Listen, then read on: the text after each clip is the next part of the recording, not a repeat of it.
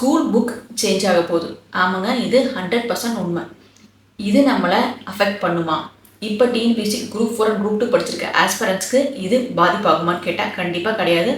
நம்ம கையில் இருக்க புக்ஸை பார்த்து ஃபாலோ பண்ணிவிட்டு சிலபஸ் பார்த்து படிச்சுட்டு போய்கிட்டே இருக்கலாம். இந்த புக் சேஞ்ச் எப்போ கொண்டு வர போகிறாங்கன்னா 2027-28 1ஆவதுலேருந்து 8ஆவது வரைக்கும் நமக்கு புக் சேஞ்ச் பண்ண போகிறாங்க. சேஞ்ச் பண்ணுறதுனா அட்ட ஃபுல்லாக மாற்ற மாட்டாங்க. சில டாபிக்ஸ் நமக்கு ஆட் பண்ணுவாங்க. நமக்கு தெரிஞ்சது தானே, 2019 பண்ணியிருப்பாங்கல்ல, சேம் அதே மாதிரி தான். ஃபுல் அண்ட் ஃபுல் உங்களுக்கு எல்லாமே மாற்ற மாட்டாங்க. சில டாபிக்ஸ் நமக்கு ஆட் பண்ணுவாங்க. அப்புறம் 2029-30 வந்து நமக்கு 9th to 12th வரைக்கும் அதையும் சேஞ்ச் பண்ணிடுவாங்க. நமக்கு என்ன ஒரு குட் நியூஸ்னால், மாற்ற போகிறோங்கிறத அட்வான்ஸாக சொல்லிட்டாங்களே, ஸோ நம்ம வந்து ப்ரிப்பேர் ஆகிக்கலாம். ஸோ நமக்கு இதுதான் கடைசி வாய்ப்பு. நம்ம ஆடி வந்துட்டு சிறப்பு தமிழ், ஓல்டு புக்கு, நியூ புக்குன்னு இத்தனை படிச்சுட்ருக்கோம். இது கூட சேர்த்து அவுட் ஆஃப் சோர்ஸ் வேறு. ஸோ ஆல்ரெடி நம்ம இவ்வளோ படிச்சுட்ருக்கோம்.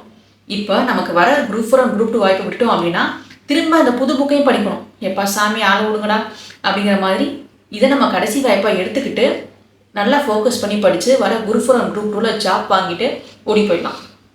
ஸோ எல்லாருமே இதை வந்துட்டு பாசிட்டிவாக எடுத்துக்கோங்க. புக் சேஞ்ச் ஆகுதுன்னு நினச்சி யாரும் பயப்பட தேவையில்லை. புக்கு சேஞ்ச் ஆனால் சில டாபிக்ஸ் தான் நமக்கு ஆட் பண்ணுவாங்க.